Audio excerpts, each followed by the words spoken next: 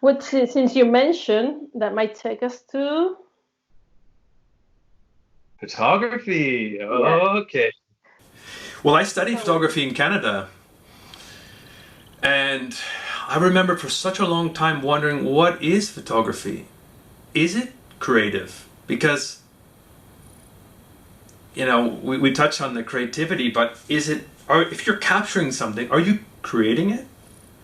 So what I realized, for me, it took me a long time, I realized that the creative process for me is the connection with the person. So it's about portrait and it's about creating a moment. So I create the moment, which I capture. I create the connection.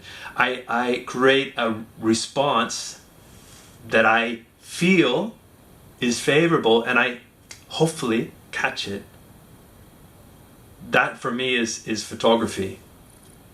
well, yes, you have been, well, I just still are a commercial photographer.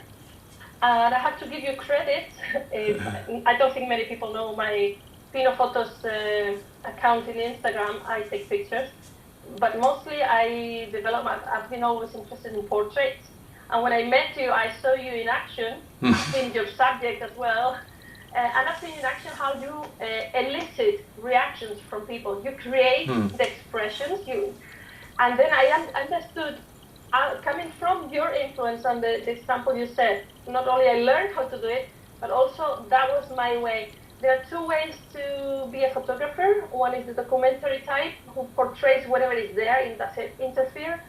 But for portraits, I do like to interfere. I interfere a lot. I create the interaction. I actively create moments and guide people using NLP techniques as well, guiding people through emotional pathways to elicit expressions. And I picked that from you, so thank you very much. My pleasure. Yeah, and that's the thing. Photography could be a creating setup. I mean, many Instagrammers are actually creating little worlds now. Many influencers anyway, but it's mostly about storytelling, I guess. But that would have another line of topic on its own for a long time, which is not the point of this interview just yet. We might have another one. What about this now? Martial arts. Okay. Yeah, it's curious because in Spanish it's artes marciales, as you know, and I always think that's so great. It puts the art first. And I thought, that's me. I put the art first. The art being, as I would define, and especially in martial arts, it's a vehicle for your own self-exploration and self-expression. So it's a journey. It's a practice. It's something that should take you from wherever you are and whatever state you're in into increasingly more aware state of yourself, and then your environment, your relationships. So it's so far removed from what people think of as fighting. The fight is with ourselves. Let's be honest, especially as creatives, the fight is with ourselves and our own self-criticism and our sensitivity to other people criticizing us. So self-defense, or martial arts specifically, gives you a form of self-defense that allows you to, and not from a hardening point of view, more like a flowing, more to receive, an aikido, or uke, to receive, in Japanese. So we're able to better receive feedback or criticism. And this is a long process, and I think it's something we all get challenged with as creatives. So I think martial arts gives us ability to not always resist, go with it, because through that, and Silat is a great practice for this, because for me, it's the first time that a martial art actually teaches a masculine aspect and a feminine aspect. And not saying that man-woman, I'm saying that more of the characteristics of those traits. So one of the things in Silat we do is that when you receive a certain energy, you go with that energy. And it's very much like dance. If someone is leading, and let's say I'm in the female role and I'm with a partner who's in the male role, you'd think, well, that's strange. It's like, well, what happens is that in Silat, you're switching roles all the time. So if I'm working with someone and they're guiding me, I'm receiving and I'm not resisting it. But the point is that by receiving, you are open, which is very female, no? To open, to receive. I don't have to explain why that is. And the masculine is about entering, right? Yeah. So when you're receiving that, what happens that you realize that you are observing. So you're in a state where you have to be extra sensitive and more aware of what's happening. So through that play, that exploration, you start to see opportunities. You start to see what you can do in that situation. And then what happens when you start to play it after a while, when you see an opportunity, you take it, which is more in Silat, masculine, go in to do the move. So even with the music, you have movements that are very flowing. This is more continuous, this is more feminine. The movement is continuous, but the masculine is suddenly, boom, there's a strike or a step. And that's a drum beat. That's you going, boom, entering in and doing something specifically. It becomes more combative, there's a different mindset. But that's the idea with male-female. So maybe I'm going a bit off topic, but it's a very interesting concept. And it's the same as with dance. I think it's the same. Yeah. Is that learning both roles allows you the ability to shift from one to the other. So if you can become, as a man, if I can become more, let's say, feminine, it's a huge advantage in martial arts, in life, the connectivity, the sensitivity with people, your creativity, which I'd argue is definitely more female than male. Finding the balance with the two, and in Silat, that's when someone is super dangerous, super skilled, is when you can see in their movement they have both female and male working simultaneously, harmonically. And I think that if when you think about people you know, it's the same. The people that can switch dynamically between a more, again, it's characteristics, but masculine, and can shift into feminine and have the combination or the blend of the two. Super effective with whatever they do. Yeah, I think I could go on for a long time about the roles that society will feed you, and depriving both roles or stereotypes, or I don't know if it's gender or whatever. I don't want to get in deep trouble with this, but women are warriors and men are sensitive. We all have both traits built in. We just tame down, so we are limiting ourselves. And I think in the context of martial arts, I think Silat, from the description you make of it, is quite disruptive because it's more of a strong male yang energy. I've done karate for many years, which has been good because I developed that side. And as a woman, it made me probably stronger in that sense. But in martial arts, I was missing out maybe the soft side. Maybe Aikido is more fluid art, which starts with receiving and then giving back. I don't want to get deeper into this topic, but I think it's quite an interesting line of exploration for the personal development. And I think it's got to do also, the yin-yang energy, with the different states of mind, useful and very critical for creativity as well. Like they say, the most creative people can connect and use the brain, both sides of the brain at the same time, or having quick connections. I need to study the neurological basis of this, but I think I've read something in diagonal in this term. So it's about the integration of both sides. And I think the work you do with Silat probably is feeding you creativity because of the integration of more, and also growing in more aspects in your life and personality. So the more you expand in any line, any direction, the more you bring it back to your creativity or your project. Think. Absolutely. I mean, a lot of times there's like people follow a martial arts system, but I think that what I've tried to do, because I've been, let's say, independent and free for several years, i.e. I'm not under anyone's direction for various reasons, that allows me to put the art first, my art first. And I really believe this, any art form, it should be about the artist first, not about the system, not about the lineage, not about the history, the religion, or the origins. It's about the artist first. When they say any martial arts, I'll tell you about my just coming from the martial arts, there's a saying of learn the technique, master the technique, forget the technique. In clowning, my personal background was learn structures, because when you go into a room with a person, you need to know what to do. So learn something that works. It's thought of by people who know better. So you do that, you don't make a mistake. You avoid mistakes in that context. So stick to that. You go in and do something that was useful. Over time, you master the structure, so you don't get there so anxious. It helps you to get your teeth cut. Is that what you say? No, I don't know. It helps you get What is it? started. No, when you have these structures, it's like you memorize as if it was an act.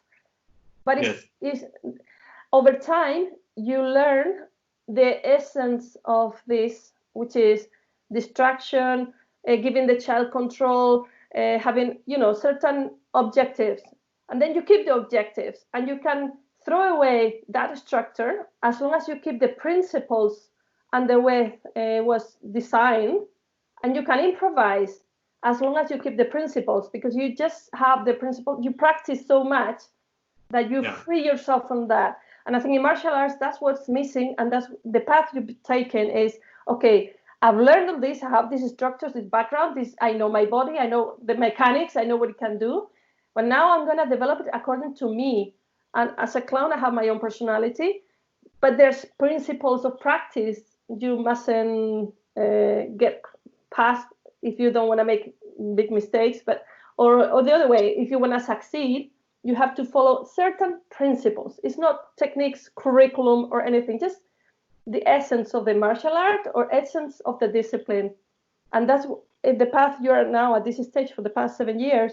You develop your own formula that works for you. Yeah, absolutely. I mean, I call it the 3 Ps. There's many Ps that I include in the CLAT, but patterns, postures, and principles. So that gives me a framework.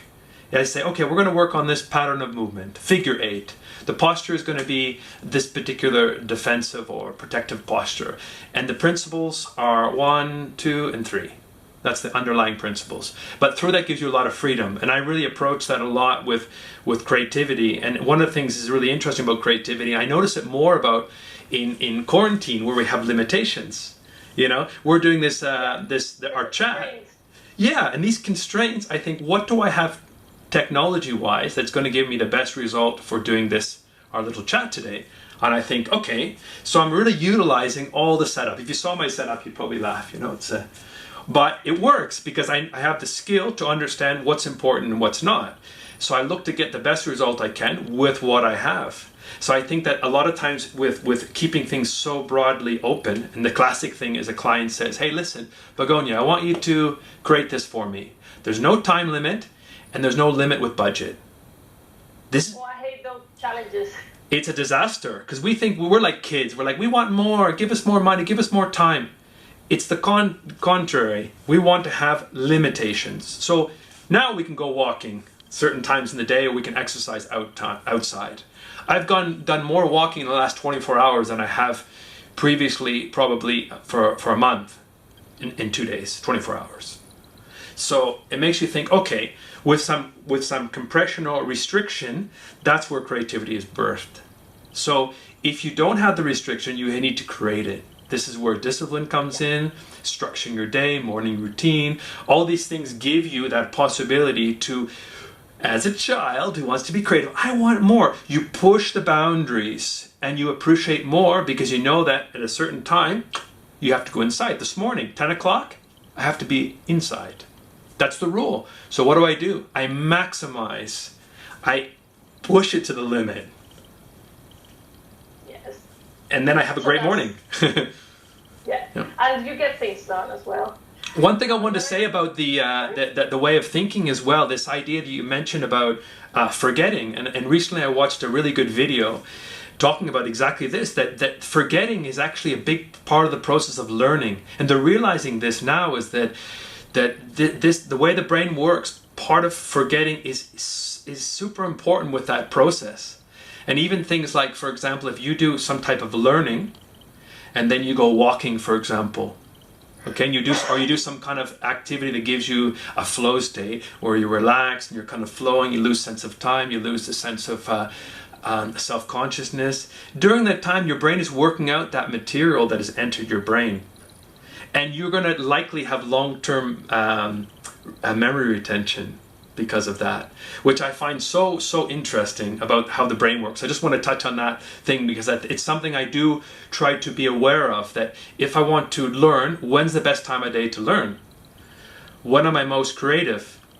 And what do I do before or after to enter that state and also to deepen that understanding or that experience? And if you do NLP terms, how do you anchor it?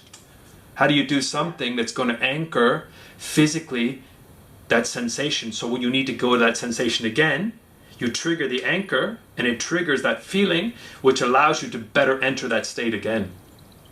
So I love science as well. I'm not a scientist like you, but No, I'm not a biologist, so by any means, it's about reading. I think I'm gonna have at some point another conversation with you and maybe some other friend about flow learning, and all these things. Excellent. In the world. For the purpose of this. Yeah, absolutely. I mean, I call it the 3 Ps. There's many Ps that I include in CDAT, but patterns, postures, and principles. So that gives me a framework. I say, okay, we're going to work on this pattern of movement, figure 8. The posture is going to be this particular defensive or protective posture. And the principles are 1, 2, and 3. That's the underlying principles. But through that gives you a lot of freedom. And I really approach that a lot with creativity. And one of the things that's really interesting about creativity, I notice it more about in quarantine where we have limitations. You know, we're doing this our chat. Yeah, and these constraints, I think, what do I have technology-wise that's going to give me the best result for doing this, our little chat today? And I think, okay, so I'm really utilizing all the setup. If you saw my setup, you'd probably laugh, you know. But it works because I have the skill to understand what's important and what's not. So I look to get the best result I can with what I have. So I think that a lot of times with keeping things so broadly open, and the classic thing is a client says, hey, listen, Begonia, I want you to create this for me. There's no time limit and there's no limit with budget. Oh, I hate those challenges. It's a disaster because we think we're like kids. We're like, we want more, give us more money, give us more time. It's the contrary. We want to have limitations. So now we can go walking certain times in the day, or we can exercise outside. I've done more walking in the last 24 hours than I have previously, probably for a month in 2 days, 24 hours. So it makes you think, okay, with some compression or restriction, that's where creativity is birthed. So if you don't have the restriction, you need to create it. This is where discipline comes in, structuring your day, morning routine. All these things give you that possibility to, as a child who wants to be creative, I want more. You push the boundaries and you appreciate more because you know that at a certain time, you have to go inside. This morning, 10 o'clock, I have to be inside. That's the rule. So what do? I maximize. I push it to the limit. Yes. So and then I have a great morning. Yeah. And you get things done as well. Now I'm going to One thing I want to say about the way of thinking as well, this idea that you mentioned about forgetting. And recently I watched a really good video talking about exactly this, that forgetting is actually a big part of the process of learning. And they're realizing this now is that the way the brain works, part of forgetting is super important with that process. And even things like, for example, if you do some type of learning and then you go walking, for example, okay, you do some kind of activity that gives you a flow state where you relax, you're kind of flowing, you lose sense of time, you lose the sense of self-consciousness. During that time, your brain is working out that material that has entered your brain. And you're going to likely have long-term memory retention because of that, which I find so interesting about how the brain works. I just want to touch on that thing because it's something I do try to be aware of, that if I want to learn, when's the best time of day to learn? Mm-hmm. When am I most creative? And what do I do before or after to enter that state and also to deepen that understanding or that experience? And if you do NLP terms, how do you anchor it? Yeah. How do you do something that's going to anchor physically that sensation? So when you need to go to that sensation again, you trigger the anchor and it triggers that feeling, which allows you to better enter that state again. So I love science as well. I'm not a scientist like you, but no, I'm I'm not a biologist, so by any means, it's about reading. Yeah. I think I'm gonna have at some point another conversation with you and maybe some other friend about flow learning and all these things, the whole world. Excellent. For the purpose of this? Painting. Painting.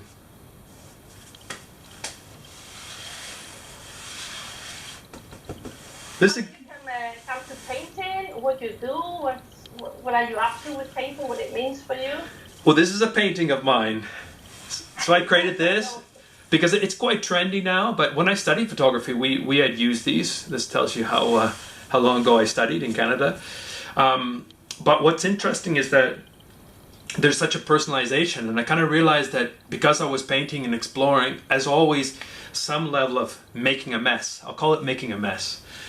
And I wanted to create this because I wanted to, again, further increase the personalization or my own expression in photographing someone. In this case, it's me, and I painted this. So there's a direct integration of myself and my creative expression in this moment. But if I photograph you in front of this, I'm also in there in a different way. And I know how this interacts with light, or how to explore it in a way that gives another level of expression. So that's why I pursued this idea of creating a series of backdrops, which I'll further explore once the time is right.